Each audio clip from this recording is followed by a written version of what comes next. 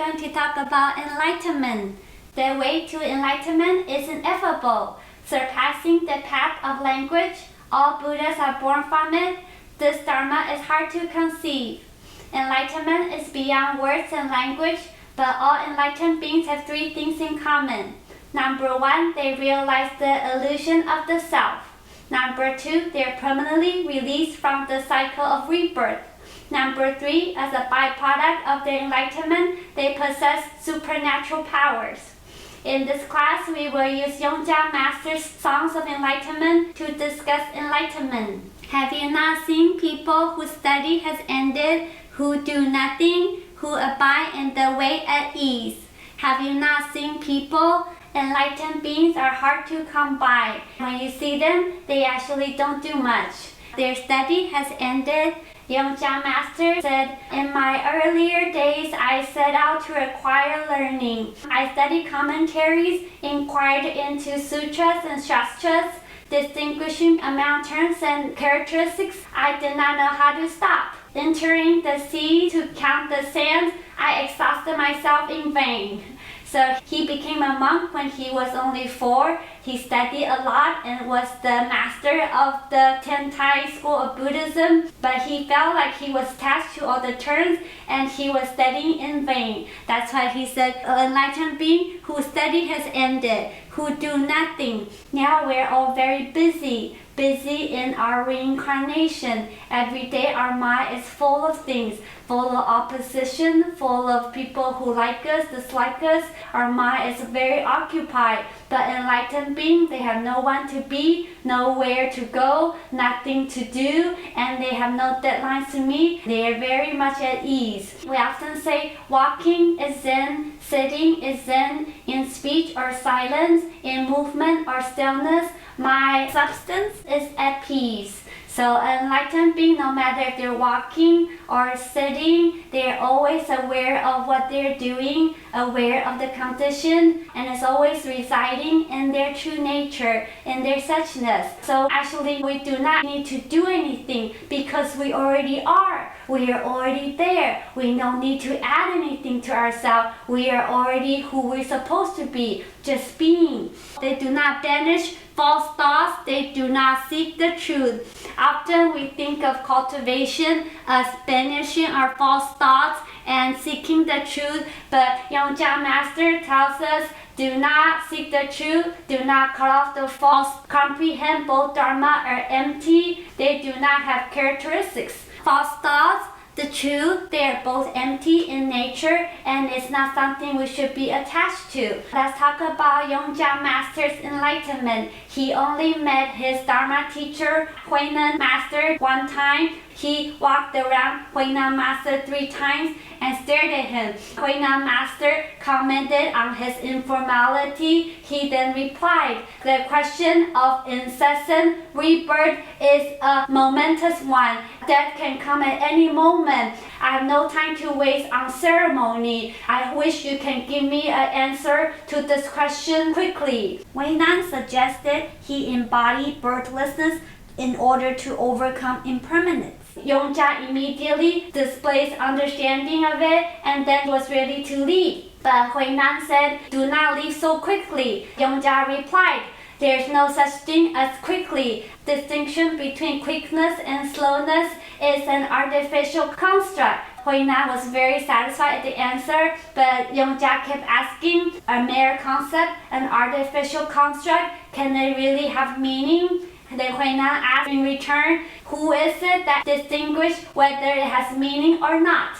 Then Yongja replied, distinctions are meaningless. Huinan said, excellent, excellent. Now you stay here just one single night. That's why Yongja is famous for being the overnight guest. That certified him of his enlightenment. So enlightenment is not really about cutting off our false thoughts or seeking the truth. It is about understanding birthlessness or non-production, or we call just emptiness. Number 2, The true nature of ignorance is the Buddha nature. The empty body and illusory transformation is the Dharma body. So there are two things here. Our ignorance is the Buddha nature. Our body right now is the Dharma body. So we do not look for the Buddha nature elsewhere. It is in our current mind, which is ignorant. It is in our current body. We do not look for something that's outside of who we are right now. One of my favorite stories is about wild ducks. There was a master and a disciple taking a walk one day. The master asked, "What is that?" The disciple replied, "Wild ducks." The master asked, "What happened?" The disciple answered, "Wild ducks flew over." Then the master pinched the disciple's nose really hard and he became enlightened. What does the story mean? It's fine that the wild ducks flew over. It is the fact that he was not at the present moment. He has been attached to the external conditions and his mind was no longer present. But when his master pinched his nose, the pain actually brought him to the present and he became enlightened. He realized that this whole time he has been attaching to the external circumstances. That's why he is not enlightened. So in the song it says, "It does not leave where it is. It is always clear. If you search for it, know that you will not see it. It is always just here." You don't have to go search somewhere else to find your Buddha nature or the Dharmakaya. It's always right here at your present ignorance and your present body. There's actually nowhere to go. Number 3, in the Dharma body's enlightenment, there is not a single thing. So it's emptiness again.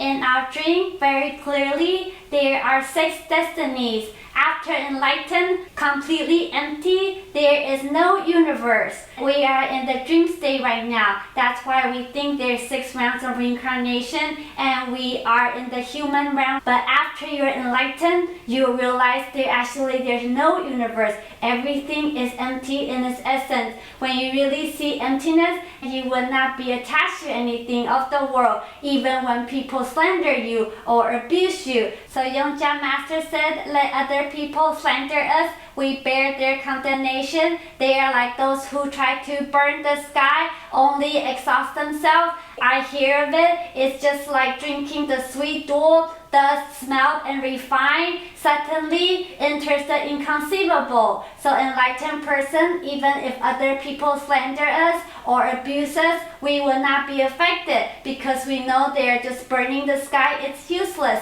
We hear their comment, it's like drinking the sweet dew, and we actually go into our Buddha nature, the inconceivable, because we know there is not a single thing. At its source, the inherent nature is the Buddha of divine innocence.